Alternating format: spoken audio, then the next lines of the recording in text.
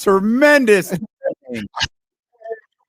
One, we're going to come with our championship banners, with our yellow and with our blue, and we're about to take over. And you can have whoever the hell you want in your weak-ass old bad boy crew, Trista Crick, a bunch of other rejects who got kicked out of Barstool. I don't care who you add to the squad. You can have our old guy, our leftover Harrison Barnes. Have him. I really don't care.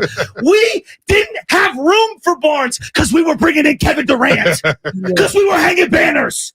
And the real point guard, the real man, Steph Curry's coming to town. And the original Splash duo is coming. And look the hell out. You better not let Draymond Green do anything. Because when he does, fake.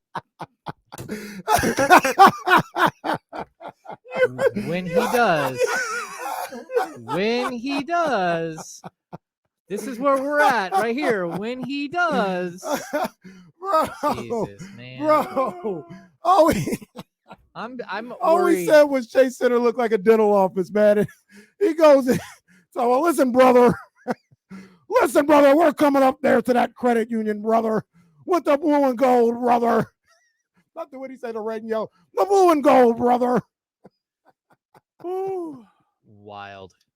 Yeah, he lost his mind. I'm worried he's gonna have a stroke, like on the air. That was like them boys mad. Boy, yeah. They are mad out there. You want to? Hey, pull up any clip from Butcher Boy yesterday on this show. Well, Klay Thompson. If you take away 4 games, he's actually had one of the worst shooting performances of his career. I don't know. This is the most vulnerable the Warriors team has ever been. Get on there in the morning. Well, brother, you get to the credit union, brother. Butcher Boy went from Leaping Lanny Poffo to Hollywood Hulk Hogan in the span of a couple of hours. Boy, Rob Dub, thanks for that video. Appreciate you. Somebody got angry again. You guys go ahead and take that guy. I will be punching like an intern somewhere. Like I don't know who it is, but he's getting punched repeatedly. And don't get it twisted. It's bad boy for life. Butch, don't forget that. We ain't going nowhere. Style you're admiring. We can't be stopped don't now. Don't be mad. UPS is hiring. He said fake ass bad boy crew. I might get a shirt made that says fake ass bad boy crew. So hot, bro. We were telling James, James was the talk of the internet yesterday. Oh man. Thanks again. Boy, 95.7 is causing a lot of problems right now. They're causing all sorts. My boy Ham like that. They took a quote from James. I've been in the the Warriors locker rooms. ... Boy, I have never seen a more liberal use of ... than what 95.7 The Game did yesterday. So each of those dots represented context. Like some sort of context, each of them. Each dot was like a sentence. It was. James has not looked at his Twitter mentions in a day and a half. I had some. Oh, go ahead. I was gonna say someone in the chat just said they had James's tweet on first. What's it called? The Fox show. Yeah, first things first. First thing. They had what? They had what's first things first? Shows. That's the one. That's FS1, isn't it? Yeah, that's like with Broussard and those guys, I think. Oh man, they had your tweet on Chris Broussard's show. Chris, what? An inaccurate tweet. I love it. Yeah. I don't know. Oh man, come on now. Them boys, and like we said during the break, James, we started off the show like, come on, man, y'all gotta do better, man, with editing and also listening. The man clearly said, talking about the offensive rating, talking about points per game, they did that at a higher clip than any of the championship teams. Does that mean they're a better offense? No one said that. Does that mean they're going to win? No one said that. Yeah. But, they don't listen. I would have. You're a better person than me because the amount of F-bombs that would have come out in the tweets that followed that once I saw what the game did. Oh, James, you're a better man than me, boy. I even had some. Oh, you've never been in the log. You were the towel boy. Like, man, do I need to show receipts? Like, no. Then I'm just like, you know what? I even wrote something. I'm like, you know what? I'm just gonna step back. These are things that happen, and like tomorrow it'll be something else that someone else said. That was really misquoted. It really is. Kyle Kuzma moved right on to Spencer Dinwiddie. Well, he did. Just moved right on. Thanks, Kyle, for putting it out there. Love you. Oh man, how was practice? How was Mike? Mike seemed very reserved when you guys were talking to him. Yeah, I think everyone was kind of okay. First of all, there was way too many media people. Secondly, we waited a very long time. And third, like no one had any like personal space bubble at all. It was a bit cramped, and I felt bad for. This was your first playoff media session. Yeah, Sabonis is pushed up against the wall, and cameras are like here, and there's microphones like in his face, and it was very like personal, like up close and personal. And yeah, I thought everyone they're ready. Like, are they slightly overwhelmed by all the people showing up for media and stuff like that? Maybe a little bit, but I don't know. I thought it was good stuff. Like we were able to ask Mike about like how do you get past the experience situation, and like all you can do is go in and play the games and hope that you're gaining as much as you can in each outing. And like I thought all of them were really good and thoughtful. Both Fox, Sabonis, and Mike. Okay. I mean, one of the things we saw, on the videos is, well, what I took away from it was, these guys are the same they've been all year long, right? And it seems like we've always used the term they don't blink. And I don't think they're going to blink in the playoffs. Like, I think they are pretty even keeled to a certain degree. That's kind of what gets them in trouble, I think, at home, because they're a little too relaxed sometimes at home. But I mean, I'm sure there's going to be some different energy or nervous energy for a guy like Fox or something making his first playoff appearance. But at the end of the day, these guys, I don't think they're going to blink. I don't think they're going to be deterred by the moment.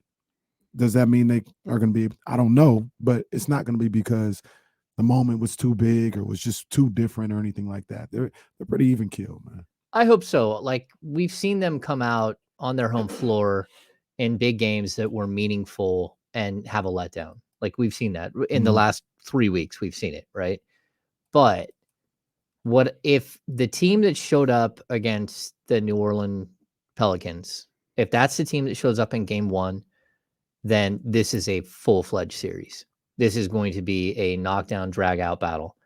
And that if the Kings are workmanlike and all business, and they rise to the occasion and just do their jobs and be the team that they have been all year, it's going to be a very, very good series. Even the first half of the Denver game, when the starters were on the court, that team's nearly unbeatable in the playoffs. Like, well, whether they can sustain that for 48 or whether they can sustain that for 7 straight games or 4 straight games in a series, I don't know. But if that's who shows up, like game on, like this is going to be fun. Yeah. How many games do you think they've had like the New Orleans one or like that the first half of that Denver one? I think they've had more games than we think. It's just you get wrapped up in like, oh my gosh, on our 7-game winning streak, or oh man, they just keep winning after the All-Star break. You're just capturing the wins and like getting caught up in it. But like there's been plenty of games. Those games stand out specifically because I thought it was business. That's what when I was watching, I'm like, holy cow, they are coming to destroy somebody. And that's the team that's not beating some, bad bottom of the standings team on a Tuesday night in February. That was, we know what's at stake. We're coming in here and you do not have a chance. We're going to suck the air out of the building. And if they do that, it's going to be an interesting series. And like, people keep talking about like how many Warriors fans are going to be in Golden 1. I don't think there's going to be a lot of Warriors fans in Golden 1. And I say that for a couple of reasons. Number one, King season ticket holders were given the option to buy way early. Number two, there was a pre-sale for Kings fans that went out and a bunch more seats got sold. Number three, once there were seats available to the general public, there were barely any and they were outlandishly priced. And now the prices have skyrocketed. And then number four, like you could have gone in on Tuesday or Wednesday, like whatever, like Monday, Tuesday, and just bought better seats at Chase Center for round 1 that were literally like from the team, not secondary market seats. You could have just bought seats well after the Kings were sold out and were the prices were going crazy. Like if Warriors fans want to go see a game, just go see a game in your own arena. There are plenty of seats available, or there were like a good 48 hours after there were not legitimate seats available at Golden 1. So like I think the Kings are going to travel really well as far as fan base. And I don't know that the Warriors are going to travel super well because I think they just overlooked the first round. Like Warriors fans are so used to going so deep in the playoffs, they don't really care about the first round. They don't. And so they're like, whatever. Like season ticket holders, they have to buy those seats, right? Because it's part of the plan. Like when you get hit with your playoff ticket money, it's like you got to go spend. But do you think a bunch of Warriors fans are going to spend $800 a seat to go to Golden One Center to cheer on their team when they can go buy the same seats for $300 at Chase and watch it at their own building and not travel? I don't think so. And that's another thing that you bring up that I think is going to be, I'm not going to say it's going to be a takeover. I'm not saying that, but I think, like you mentioned, a lot of Kings fans are going to go to the Golden One, or excuse me, the Chase Center, and watch the game there on Thursday, especially on Sunday as well, for a potential Game 4. So I think there's going to be Warrior fans in the building just because of the region and the team and all this other stuff. But especially for Game 1, I don't think it'll be nearly what people think. It's not going to be 50-50, and I don't think it'll be 80-20. I said I was doing a podcast last night. They said how many Warrior fans you think gonna be in there? It's about 10%. Yeah, I mean, in all honesty, I think that's reasonable. Yeah. Like there might be some people who just flash a bunch of cash and say, "Oh, I'm going," but like I don't think that they're ambivalent. You know, like when you're this deep into a playoff run, that's what happens. Like even if you go to the 2005, 2006 Kings or the 2004, 2005 Kings playoff series, that didn't have the same intensity as the previous 5 years. Not even remotely close. Like it had waned. The interest had waned. It got old. It was like, oh, well, we'll just wait and we'll go in the conference finals or we'll spend our money there. And that's what I think a lot of Warriors fans do at this point. Maybe I'm wrong. I could be wrong here, and there could be a ton of yellow in the stands. I don't buy it. Yeah, I don't think so either. And imagine if you had bought one of those tickets, you'd be at a Sunday afternoon ABC game. You bought a Game 4 ticket. Were you surprised by the schedule? Saturday, Monday with the break till Thursday? Yeah, I was surprised about the spacing there. I was surprised that there's also the Thursday and then Friday, Saturday off and then play again on Sunday. I was also surprised we're talking TNT games, primetime games, almost all of them. You're like, holy cow, those are like full-fledged primetime. This is NBA putting you on a pedestal. Even the 12:30 on ABC, like next Sunday, that's huge. Yeah, that was one I didn't expect either, was that Sunday game, next Game 4. And that's not clearly the NBA digs the Warriors. They're clearly in on this series. The Kings Warriors series, they're very much in on this, and they believe this is going to be an entertaining series. It's funny though, no one else does. Like the Vegas odds makers. The Kings as the largest 6-3 like underdogs that there's ever been. Like they think that the Warriors are going to run right over the Kings as a 6 seed. And like again, I don't know what's going to happen. I guarantee 175 points is sitting in the back of their head. That's absolutely sitting in their head. When they thought of the schedule and they thought of the TNT stuff and the ABC stuff, they thought about how they botched the opportunity to put that Clippers game on ESPN, and they thought, like, we can't really make that. This is plus, like, I mean, if safety net, it's the Kings. At least we got Steph, but the Kings factored into the decision to put these games in these marquee slots. I think so too, and I also think the NBA, like their attendance has been good this year, but there's something to the NBA was here during the great golden years of Sacramento Kings basketball. They know what the arena is going to be like, and they know how well that goes across on TV. Like it will be deafening, and they know that, and they're looking at this as like an opportunity to highlight some of the great fan bases and like, look what Sacramento brings to the table. Teams like Atlanta, teams, that don't draw well and that have taken this for granted, that they're an NBA city. And I think that that's a big deal. I think you want to highlight what the Kings have done this year because they are a great story. They are the Cinderella story of this season. They're the best story of the 2022-23 season. Mike Brown is the coach of the year. Fox and Sabonis are, possibly both all NBA players, all of it. Like, just go down the line. They're going to win a ton of awards at the end of this year, and rightfully so. They've been a fun team, but they've also been really good. And that's what people like that don't stay up and watch games in Sacramento. Like 95-7. Yeah. Yeah, you could say it. That's fine. Like 95-7, they ain't seen the Kings play. Well, they saw them play 4 times. They saw one game where Kevin Huerter, Domantas Sabonis, and De'Aaron Fox sat out. But they saw him play 3 times in November. Hadn't paid attention to him since. Yeah. And 3 times in November, November, October. Let's be honest, that the Kings this season, like, take the 6-3, whatever, throw it out the window. The Kings have been the better team all season long. Mm-hmm. And I'm not going out on some limb and saying that. I heard, like, again, like, you're hearing a lot of the news, the talking heads down in the Bay Area go on and make video shorts and stuff. And my guy, Casey Pratt, that I worked with at NBC, I think he's tremendous. The coverage he's given on the A's stadium situation is spectacular. But he went on and he did a video clip, and he's like, talks about all these games missed, all these things that the Warriors have had to go through this year, and that the Kings have only won 4 more games than the Warriors.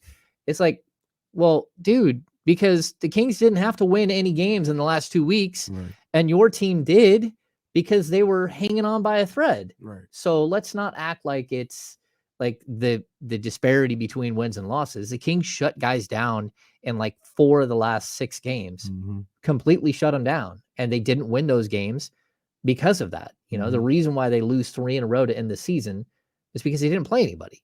Right. They sat all of their regulars. So I just think it's disingenuous, a lot of it. And like, we'll see how it goes. Like, again, I don't know what team is going to show up. I hope it's a good team that we saw in New Orleans. And even if it is, it's the champs. The Warriors could still beat them. Absolutely. Like, so I don't know how to like put this. People can say, oh, what's your prediction? Like, I don't know. I don't like the Kings in 6 because, like, beating the Warriors at home in a clinching playoff series is tough. I don't like the Kings in 7 because then that's really like experience taking over. And you're talking about, what is it? How long has it been since the Warriors lost a playoff series to a Western Conference opponent? It's been like 2014. 14. I think. Yeah, something like that. It's wild. So you heard Ham, Kings in 4. There you go. Well, no, but like, if you don't jump out and win the first 2 games, or at least win one of the first 2 games, and give a real strong effort that you're ready to play this series, it could go quickly for the Kings. It could go the wrong way. I'm not going to be like purple lenses here, but I also think like this Warriors team it's got a lot of holes. It's got a lot of things that they got to figure out. You know, Wiggins hasn't played in 25 games. GP2 hasn't barely played at all this season for them and has looked rusty. So their 2 main defensive cogs outside of Draymond and Looney, like, they might not be really ready to play 30-something minutes and hold down their end of the deal in round 1. And the Kings are a good matchup against Jordan Poole. I think that Davion Mitchell and De'Aaron Fox, they've played Jordan Poole really well. So if you don't have a third scorer, and that would be their third scorer, if you can take away their third scorer, and if Wiggins isn't ready to be that guy, it's going to be an interesting series. Yeah, I think so too. And we were talking about it on the J Street Vibes.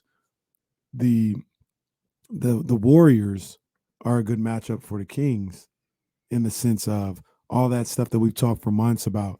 You know, it slows down in the playoffs, and you're not going to be able to score all this other stuff. Well, the Warriors aren't going to play that type of basketball. They're going to play, allegedly, is what people say, to the comfort level of the Kings. Kings want to get up and down, free flowing game. Warriors are able to play that type of game and win games as well. But that's one less thing that the Kings have to worry about, right? As far as like, oh man, they're going to slow it down. It's going to be this half court, grinded out game. It's not going to happen with the Warriors. Also, we talked about for a number of different times leading up to the playoffs, you know, one of the Achilles heel with the Kings is playing teams with length and size. And, you know, your Minnesotas, your New Orleans, the Lakers, things of that nature.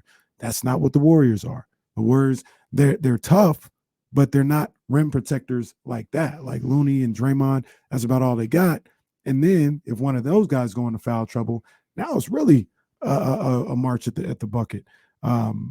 You know, finishing inside for Sabonis and Fox and Monk and things of that nature. So there are aspects of this matchup that play well for the Sacramento Kings. No, I think that there's a lot of things to play well for the Kings. And if you go to the Lakers Minnesota game last night, what exactly happened with Minnesota? Everyone, the Lakers defense was so great. No. Yeah, maybe they were great. But Minnesota stopped moving. No one moved at all. It was like you throw it to one guy and he stands there and he starts dribbling and you're like, no one's setting a screen. No one's moving off ball. You just became so easy to defend that it was ridiculous. And then all they do is funnel you to the middle where they got 2 shot blockers. Okay. Or you're taking ill-advised, bad 3-point shots. All of it was so hideous to watch. Well, that's not who the Kings are. The Kings' default is not this season to just fall apart offensively. They're going to give it up on the defensive end, but offensively, sure, they miss shots. It's the number 1 2-point shooting team in the history of the game. This team knows how to get to the basket. And we talk about, you mentioned De'Aaron Fox, you mentioned Malik Monk, you mentioned Domantas Sabonis. Kevin Huerter finished in the top 20 in 2-point field goal percentage on the season. It's not just them. And then when they get in trouble, Harrison Barnes will get to the free throw line. Offensively, this team should be strong. They should be able to hang. It's whether they give up 150 points and just get, run over. But again, that requires the Warriors to hit a tremendous amount of 3-point shots. Sometimes that happens. Sometimes you're not on and you miss shots. And so look, this is, I don't want to say it's a coin flip, but I have no idea how to predict the series. You mentioned, Draymond and Looney a couple of minutes ago. Is the Draymond / Looney matchup with Sabonis the most important one in this series? I think the most important thing is whether Sabonis gets a fair shake from the officials. And that's kind of what I was alluding to, because everyone knows that's going to be a factor, especially if it's Draymond Green on him. We know that maybe not the right word, but it's the one Draymond is savvy when it comes to manipulating officials. And at some point in the series, he's probably going to get his way. And that's why this matchup stands out to me as so important. Yeah, it really does come down. Or one of the reasons, I should say. Yeah, if Sabonis gets in foul trouble with the ticky-tack stuff with those guys and just silly stuff, then the Kings are going to have problems. If he can avoid foul trouble for the entire series, this offense will roll. And those guys, Looney is a guy that I think can really, really defend Sabonis and give him problems. And Looney's even had a game or two where he turned into, what's his name? It's not Mark Bryant. It's Bryant for the Lakers. Thomas Bryant. Thomas Bryant. Yeah. He's had moments where all of a sudden he starts hitting a bunch of flip shots in the key over the top of Sabonis. And you're like, okay, well, that's going to be a problem. If that's what you're going to do, that opens things up for other people. But you have I think a major scoring advantage at that position. You have a major scoring advantage at the power forward position. You lose at the 1, even though Fox is good. Steph is one of the great scorers of all time. Klay Thompson is a better version of Kevin Huerter. Maybe Kevin Huerter can keep improving and prove that he's one of those guys, but that's going to be a position where it's an advantage Warriors. You get to the 3, and I don't know who's playing the 3, but I'm taking Harrison Barnes over Dante DiVincenzo. I don't know if you're taking him over Wiggins. It's really going to depend on which Wiggins shows up. Then you get to you start going through your reserves. I think the Kings have really good reserves. They can give you something. The Kings are a lot more difficult to defend as far as straight up. They have 5 guys on the court that will score at all times, especially their starting lineup, but also Trey Lyles, also Malik Monk. Davion Mitchell, I'm going to kind of put on the side and not really have him be part of that discussion. The Warriors, Dante DiVincenzo can score, but he's not a scorer. Draymond Green can score, but he's not a scorer. Kevin Looney can score, sort of. He's certainly not a scorer. It's the other 2 guys. So the Kings can start to shift focus and really try to take away things because they lack that overall depth at scoring, where the Kings have 5 guys that are ready to launch at all times. One guy who's ready to run past you, one guy who's ready to bury his chest into your chest and score at the rim, and then 3 guys that will be launching threes at all times. Yeah. And I'm just hearing different things about Andrew Wiggins. Kendra Andrews tweeted out earlier, Andrew Wiggins scrimmage yesterday and today Kerr says he looks good and is continuing to wrap up his conditioning. The team will, quote, play it by ear when it comes to his status on Saturday. I mean, it's Wednesday. You know, even if he does play, like, you're still not sure on Wednesday whether or not he's ready to play. And they're going to need Wiggins to be top flight Wiggins. Like, it can't just be, hey, contribute Willis Reed Wiggins, you know, coming out for, you know, limping 4 out points. and giving 4 points. You're going to have to be ready to put up 20 and defend. And it's Wednesday and they still don't even know if he's going to play. And that's the thing. If your wind is down against this team, that's going to be tough. They still talking about ramping up. They're not even saying he's tough. ready. Like, he's ramping it up. Well, and it's not just that he's ramping it up. It's that he hasn't been there for a very long time. And like, if you're going to defend the Kings, you need to be on a string. You need to be able to switch everybody. And so game 1, game 2, it may take Wiggins to game 3, game 4, game 5 before he starts to be more of who he is. And if he's not, like, if they can't figure out, and the same thing with Gary Payton, like, he hasn't been there. He's only played like 6 or 7 games.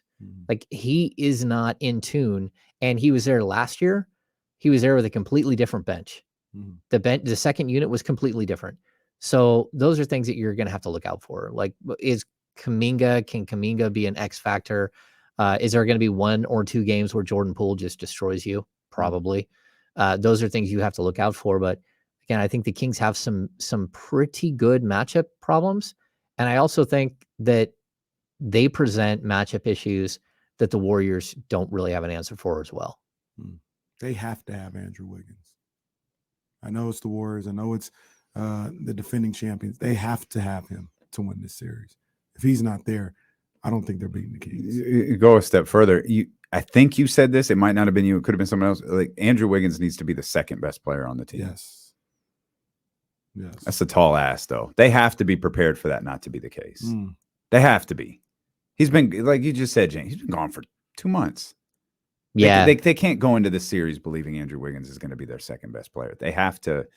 I guess you can only game plan for so much, but they have to go in there with the idea of Andrew Wiggins is going to have to be a role player and someone else has to step up in that role, whether it's Clay or Jordan or someone else. Yeah, it's what is he going to look like in the second series and the third series if they keep going. You have a really high level of confidence that he will be able to return to form at some point, but expecting it to be like out of the gate and just like, oh, he's well rested. Like, yeah, but like moving on a string is totally different. Like a defensive unit staying together and being able to like game plan and all that stuff. That's really not easy. So, do you have a high level of importance on like winning the first game? Yeah, I mean, I think winning the first 2 games is actually huge. If you can win one of the first 2 games and then somehow split at Chase and come back and have a shot, like, look, I'll tell you, the Warriors don't mind going down 3-1. They've done it a million times. There's always a game where the Warriors go, all right, that team's too hot. We're good. We're going to chill out for this game. And they'll take a loss and they don't care because they know that they're going to be there. I just don't know, like, until we get to the playoffs, until we see them and really see if they're able to crank it up like they did last year, but like they weren't able to do the 2 previous years. And then, you go back to their championship runs, like they have an ability to be a different team and just like blow you out. But they also have an ability to just be themselves and not give up and like not get like caught up in the moment like a lot of other teams do. And the one season they beat the Rockets and the Thunder when after going down 3-1, they won both series. I don't think they were down 3-1 to the Rockets. It was just the Thunder. They were down 3-2 to the Rockets the following year. Okay. Yeah. They're a team after that. Yeah, they're a team that's been there though. They understand. But if you can have somehow go into game 5 with an opportunity to win, if you're the Kings, that to me is the biggest game that you're ever going to face because the next 2 games get so much more difficult. That last one. Yeah. Trying to get that last one. I honestly, know a lot of people want them to get off to a good start. I feel like that's for us a little bit because if I'm coaching and I'm Mike Brown and I'm in that locker room you can't put the weight of the world on game one. Oh, for sure. Yeah, like for sure. you got to say, hey, For we're sure. gonna go out there and play our game. Want to know every day. Want to know every day. Go Kings. And like to be feel the roar. like feel the roar. Yeah, that's the cheesy thing Russell Wilson would say. Go King. Feel the roar. Want to know every day. Feel the roar. But like either way, right? Like you can't look at game one as this monumental thing, because if you lose, like where do you go from there? If you win, the series ain't over. You still got work to do. Yeah. So Yeah. you're looking at it as literally, we joke about, but 1-0 every day. Let's focus on game one, and we win game one or we lose game one, whatever happens there is done. We're focused on game two now. You know what I mean? And we're trying to take care of business there. I think, and James, you could tell me, like that's one of the more important things about the playoffs is not getting wrapped up in the series, but focusing on each individual game. No, I totally agree. And I'll also say this, like we kept asking this question of Mike today. It got asked a couple of different ways, like, and even the players, like both Fox and Sabonis had to answer, is it good that you have a coach that was there last year in Golden State? He knows their tendencies, all that stuff. Mm-hmm. And Mike's, all of their answer was like, okay, yeah. Like, sure. That's good. It's a good thing that you have some familiarity, that it's not just Mike. It's also Luke Laux. It's also Leandro Barbosa. Like these guys all have like an intimate knowledge of the tendencies of the Golden State Warriors because they coach those guys for the last couple of years. But I think a bigger deal is that Mike Brown has been in the playoffs so many times that he can be sort of like the shepherd leading the flock into a game. It doesn't so much even matter the X's and O's against the Warriors as much as it is this group has, without Dellavedova, 133 games of NBA playoff experience. That's it. That's all they have. And the Warriors have 817. We have all these players on the Warriors that have more, 4 players have more playoff experience individually than the Kings do as a whole. And so like, how do you manage that? How do you get past that? And how you do that is you have a leader who's been there before. So while a bunch of the Kings haven't been there before, I mean, Mike Brown was there last year all the way to the championship. Like he was there coaching and preparing and like working with his guys on what to expect and like how to walk into the building. And while a lot of the players there in Golden State didn't need it because they'd already been there so many times, that doesn't mean that there weren't a bunch of guys on that roster that did. Bielitsa, who spent his whole entire career in Sacramento and Minnesota, or Gary Payton, or Jordan Poole. Like these are guys that hadn't been there, Kuminga and Moody, and they had never been there before. Like there's a certain way that you teach a team how to prep and how to walk into the building and understand what's going to happen. And I think it's a good thing that Mike has that the Kings have Mike, as opposed to having, not to be disrespectful, but a guy like Darvin Ham who hasn't done it nearly as much. He's been an assistant for like 12 years, but he hasn't been the guy before. It's just different. This is just realized the show's over. How did that happen? Oh my goodness! Oh, because I was late. That's why. No, you weren't late. You were working. You were just working I'm late. You were working at the Golden One Center. You were working at practice. Well, this is an exciting week. I was telling everyone, James, that you're going to be on a lot with us. Monday should be a really fun day. Obviously, you'll be with us Friday. Friday is going to be a hell of a day. I didn't wake up this morning expecting to be called a fake ass bad boy crew, but yet here we are. So I have no idea what tomorrow brings. I'll wake up, tune in, and find out. Maybe we'll be an R&B group tomorrow. I'm sure half of our show is going to be replayed in San Francisco. So I can't wait to catch that. Who catch on it? Jesse getting beat up there in San Francisco. They're going hard at Trista and the fake ass bad boy crew, man. So here we are. You gotta love it. Somebody's getting punched. That's all I You got. ever notice James always chooses violence? I choose violence. I choose violence. James is worse than I am. Whoever tweeted that out, count your days. Ham's coming. Yeah. Oh, the crazy part is they got so many. They don't have a Jesse who does everything. They got like 10 different people who do that figure stuff. out which one did it. You might have to beat up a whole department, Ham. That's You're gonna fine. Be like, That's fine. Hogan with the referees. That's right. Which one, brother? Where's that gravelly voice guy? I'm gonna Hulk smash him too. Oh boy. Oh Yeah. man. Well, It's only going to get worse the closer we get. The closer, because Monday everything was fine. Little trash talk, everything was fine. Gave Butch a chance to rock on Tuesday, chose not to. Woo! But he woke up feeling himself on Wednesday, boy. He woke up feeling himself on Wednesday. What will Thursday bring? Well, we'll all find out, man. We hope that you are locked in here with us.